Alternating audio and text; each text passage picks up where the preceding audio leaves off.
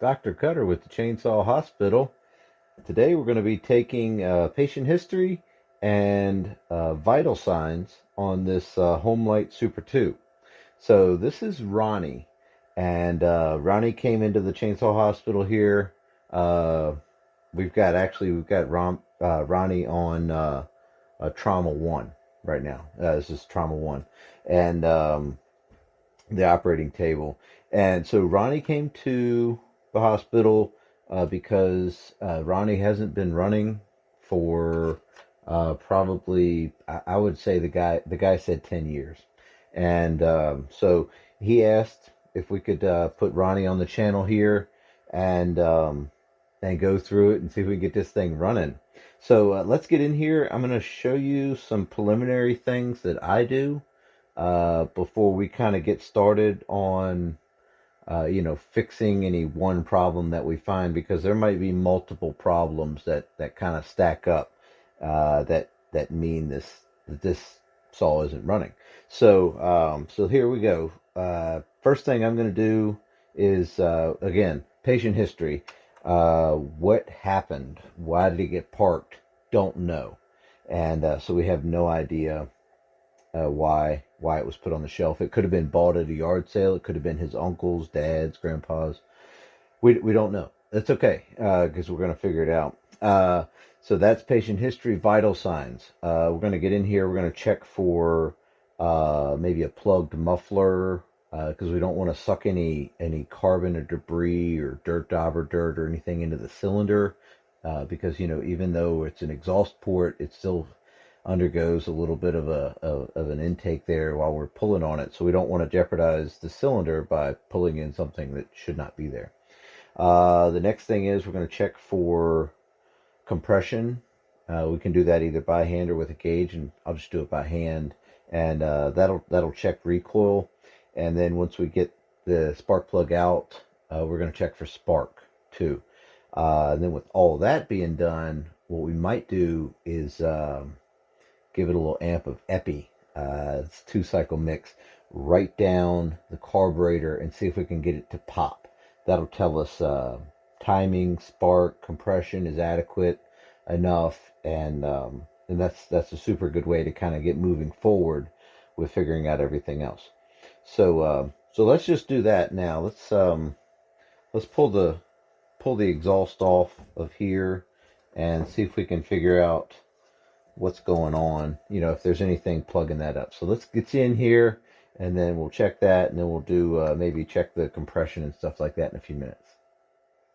So like I said, we're going to get in here and do a little open exhaust surgery. And so what you'll need is a 5/32 Allen wrench. This happens to be a T-handle, and it still has the ball on it, but there's an Allen screw right down in the middle there, and you can kind of feel it engage.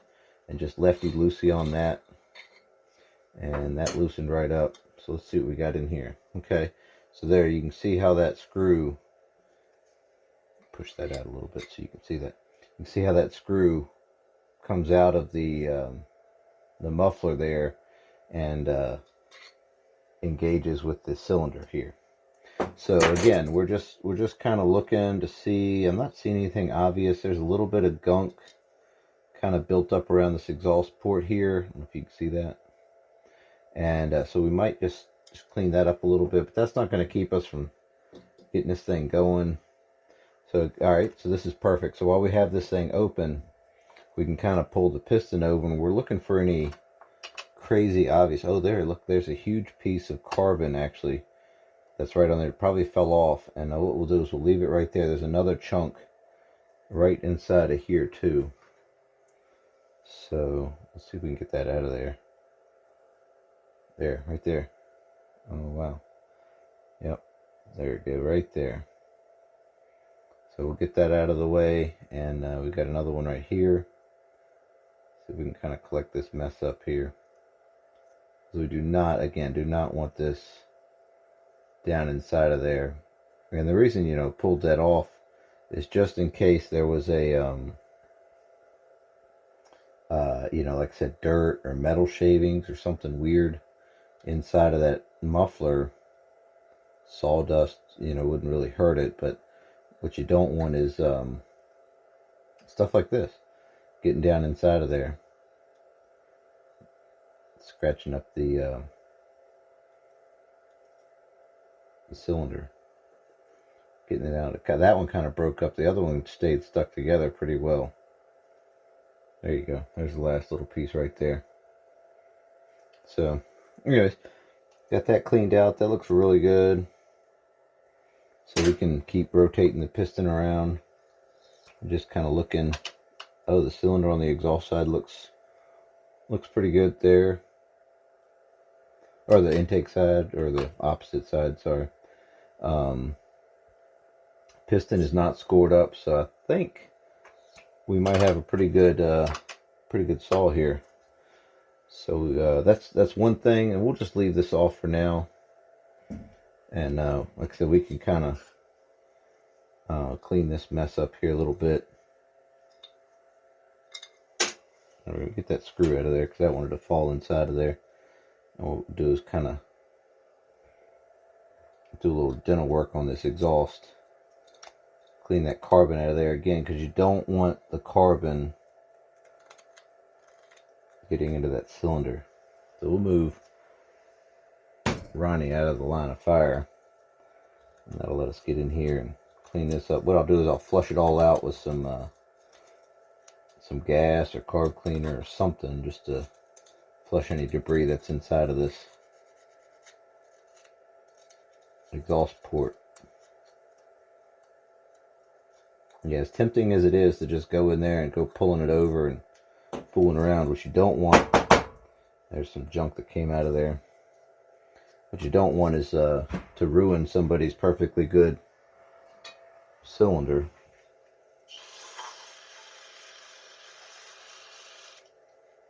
I'm going to hold my fingers over these two ports in the back here and kind of fill that up with some gunk. Then I've got some rags here to absorb anything that might have flushed out of there.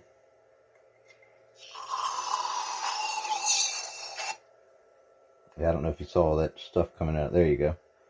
All that was down inside of there. Yeah, that's nice. Okay. Alright, well that's done there. That's all cleaned out, and you can see all the debris I got out of there. It's, again, good to do. So we clean that up, and that's ready to go back on. Yeah, well, we got this off and opened up. We can see what we're doing here really easy. We're going to pull the spark plug out. This is a 5/8 deep well. If you had a 5/8, it's kind of wet. Okay. So let's see if we have any spark now that we know we're not going to pull anything nasty into the, and that rests really nice right there. Alright, so the ignition switch is in the run position there. Alright, let's see if we have any spark now. Yep, and I think you can see that. Alright, that's perfect. So we have good spark, and you can see the recoil is kind of hanging out, so that's another thing to kind of work on and fix. So let's go ahead and fix that while we're in here. So we'll go ahead and put the spark plug back because we know we have spark now. Some funky looking gas in there. It's really yellow. Usually when that gas kind of turns bad, you'll see it start turning yellow. Like it's got jaundice. Alright, let's go ahead and put the muffler back on while we got it kind of sitting out in this area. So this is how I'm going to get it down in there. I've just got the screw on these forceps like this, and it's going to go straight into there and then poke right out of that hole. Hopefully you saw that. There you go. You can see how that goes. And then get your... Oh, knocked it back out of there. Well, you'll get to see it again. Here you go again. Put the screw in like that, the bolt. And we're just going to go straight in with it. And then kind of feel and wiggle our way until it pops back out. So there you go. Now it's popped out of there. So I'll hold my finger on it this time and get the T-handle started. Now I've got it pushed up against there. I need to twist the muffler around. And I'm just eyeballing and getting that bolt started. Does not feel like it was started. There we go. Got it that time, I think. Yeah. Okay. Alright, what was next? Recoil, right? Yeah, you can see how it's kind of hanging out there, acting crazy. I'm going to need a long screwdriver. And we're going to need a bigger screwdriver than that. This one usually works pretty good. It's got a nice broad tip on it. Yep. And you never know what somebody's done. These could be the wrong screws. In fact, they look like the wrong screws. It could be Loctited in there, which is fine. Just, you know, expect anything really. This is a decent shaped saw. It's you know, okay shape. The bottom's a little scratched up like it rode around in the bed of a truck or the bucket of a tractor or something. But I mean, it's, you know, it's lived a good long life. So what I like to do is take this top screw out. So I got those 3 side ones, and now I'm going to pull this top one out, and that'll let us get the whole handle off of there. Because we got to have access, like we're going to do. We got to spread the ribs, do a little rib spreading. So that had a star washer on there, something to keep it in place. So I like to use these old cheese containers. They work really good for holding your hardware, so you don't lose all your stuff. And it might suck in as soon as I pull this back. Sometimes they do. Oh, we got one more. Forgot this one down here. So we got one more down here too.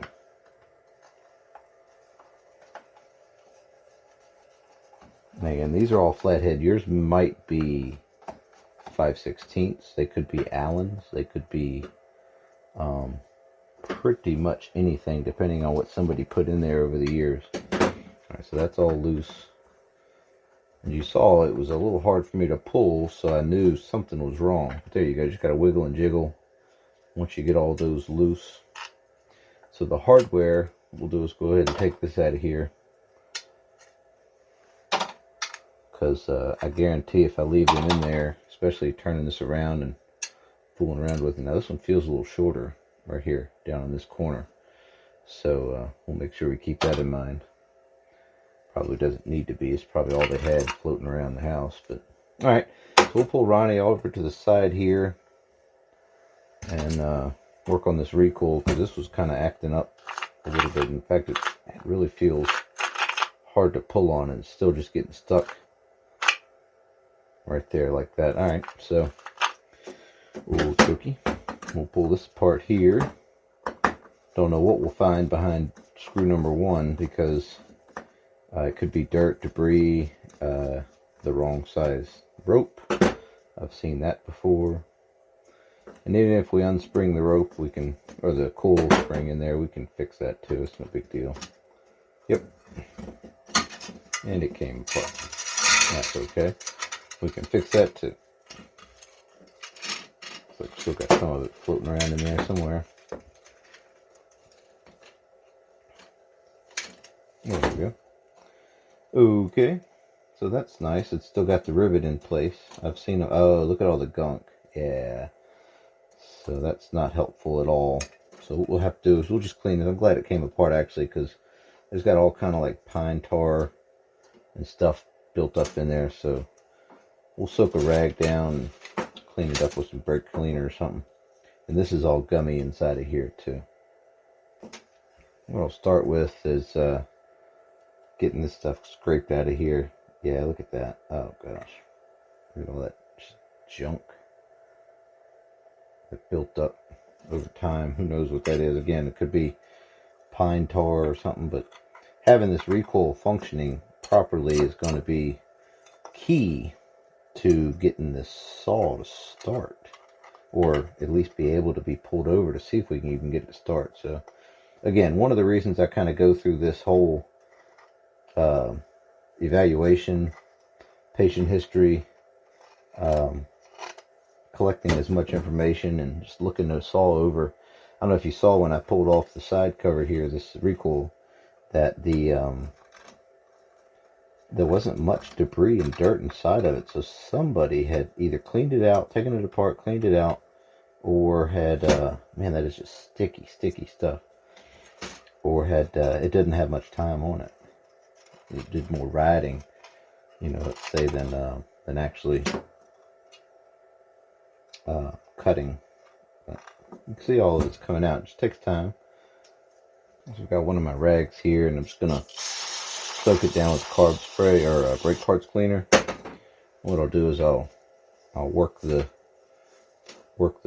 spring through it. You can kind of feel it picking up all that gunk as it goes. You can see right there how it picked up all that stuff in there. So make sure we get around this guy here too. We'll put it back together. Make sure we put a little oil on there. It's coming off okay.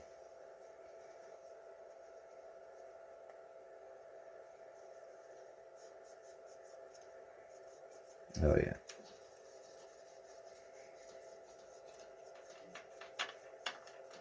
So we'll put the screw over here in this container so we don't lose that.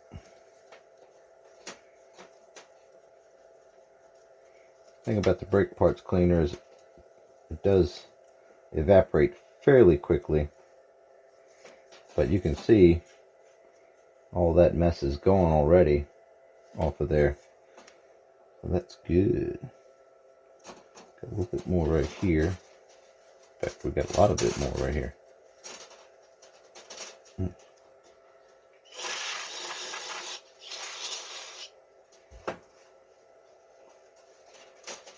It's really coming off of there now.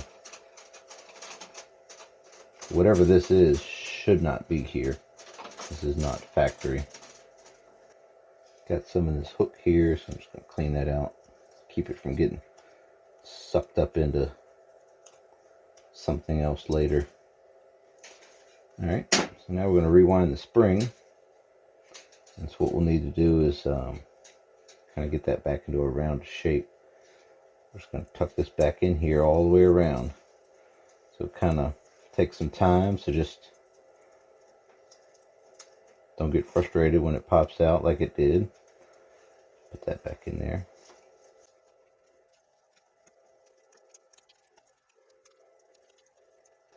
Once you get to a certain point, it'll just tuck right down in there like that did. So I've got a little bit more debris and stuff right here, so I'm just going to wash that off. Okay, that looks pretty good. Alright, so we've got most of that cleaned out of there. All that old sticky junk. And that's ready to go back in here. I don't know if you noticed when I pulled it apart, there's a little hook. That hook goes in this way. Then you can tuck the rest of the spring down inside of there. It should lay right up against, which that's not in there yet. There we go. So just make sure that hook is all the way down in there. And then you've got your, where the spool interfaces, this guy right here should go. It's a big rope too. But that's what was in there. We'll see if it works. I don't like how this rope feels in this spool here.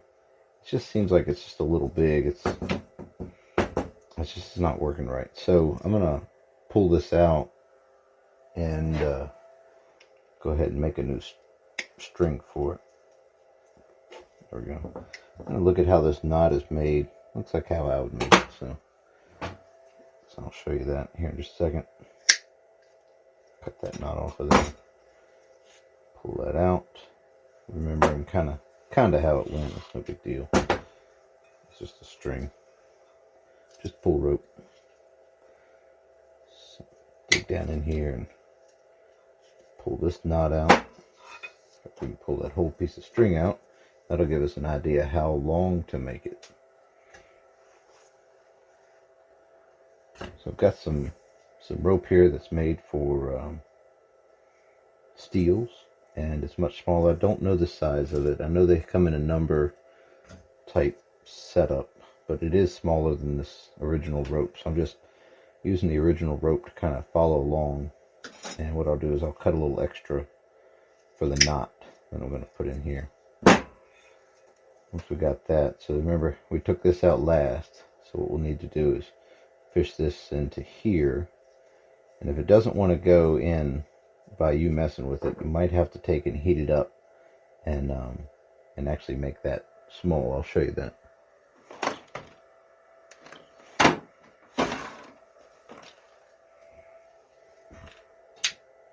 Got a little lighter here, just heating that very end of it up there a little bit, getting it nice and toasty. And then what I'm going to do is use, with these gloves on, you can kind of, it'll make this plastic junk all over it, but it won't burn your fingers or stick to it.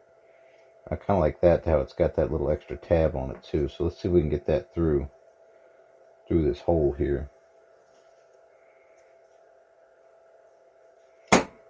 Just like that. So take and go around, right? And then around one more time, and then back through the middle. And then that'll make a nice knot that won't pull out on you when you tighten it down like that. And then what I like to do, once I've got that cinched down really well, sometimes I'll put it in a vise and yank down on it, but that's plenty tight like that. And then what I'll do is I'll reheat this up again, get that good and toasty. So what I'll do is wherever the knot ended up, I'll cut some of that mess off, and then I'll light it back up again.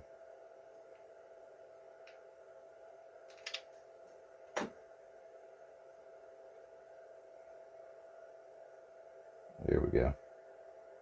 Once it gets going, then you can push it down and fold it around, make almost like a little mushroom with it, and that'll keep it from pulling back out. It sits in there really nice. Fish this through that hole right here. And then again, we're going to need to put it into this spool. So there we go, just pull it through there. And same thing, we're going to go around, back around, and back through the hole there again.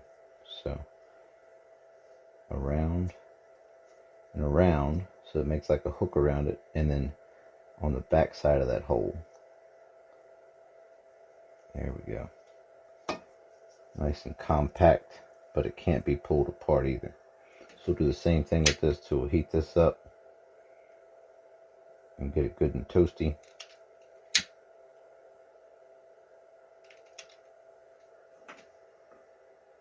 There it goes.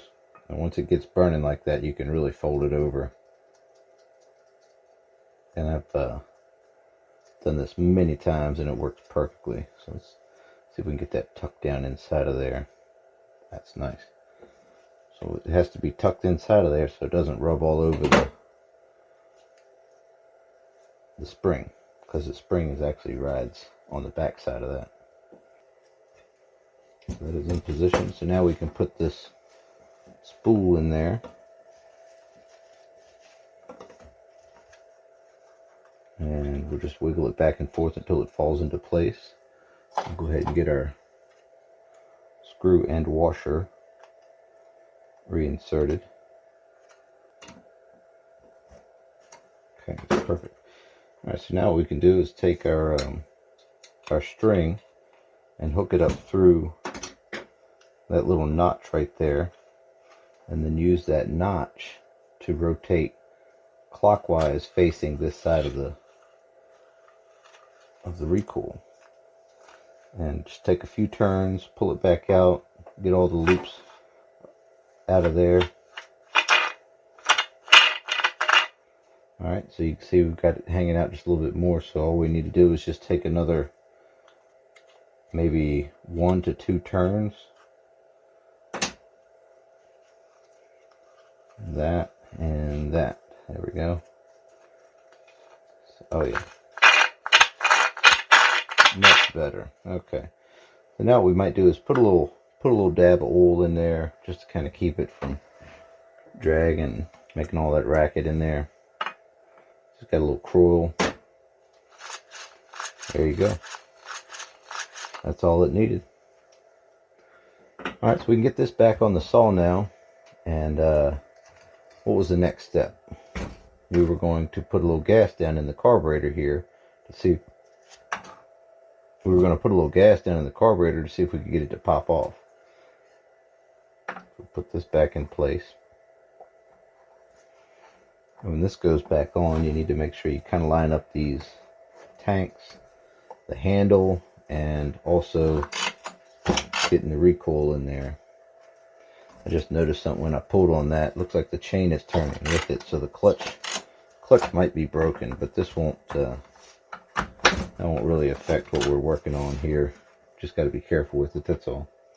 I'm only going to put 2 screws back in the recoil here because I'm sure, I am positive it will be coming back apart for something. I'm sure we'll have the carburetor off of it. I'm expecting to have to rebuild that as a necessary something. Have to do some open heart surgery to it, maybe. We don't know. But there's the 2 screws in place there, and again, that's enough to see if we can get it to pull over, and the recoil will actually work. So, all right, let's pop this off of here.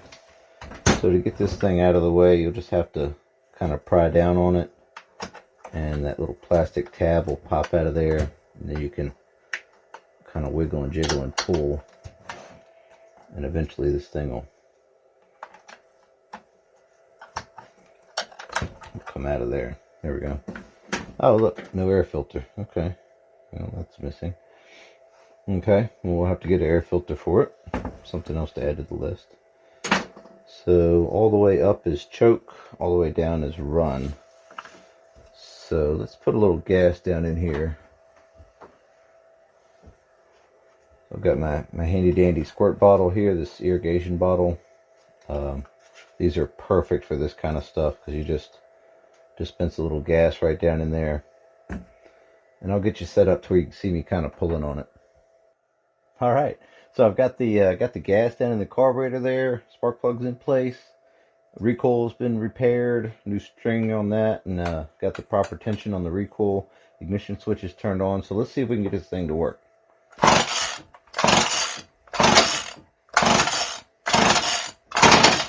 Okay, there you go. So you heard it kind of pop off there a little bit. That's pretty good. We're going to do a couple more pulls. See if we can get a little bit more running out of it.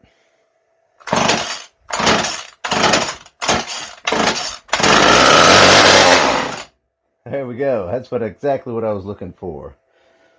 So I had enough pull on it to actually get it to go. But yeah, I'm definitely pulling this bar and chain off because that clutch, something's going on with that. But so that'll be the end of part 1. I'm sure there'll be multiple parts to this. You can see we already need some parts in here and all that good stuff. But we know now we have timing is proper. We have enough compression for it to run. And we have, ignition, and the exhaust is clear. So pretty much now we just need to tackle the fuel and the oil system in here and figure out that clutch. So stay tuned for part 2, and we'll get right back with you. So remember, take care of your small engines and treat them well.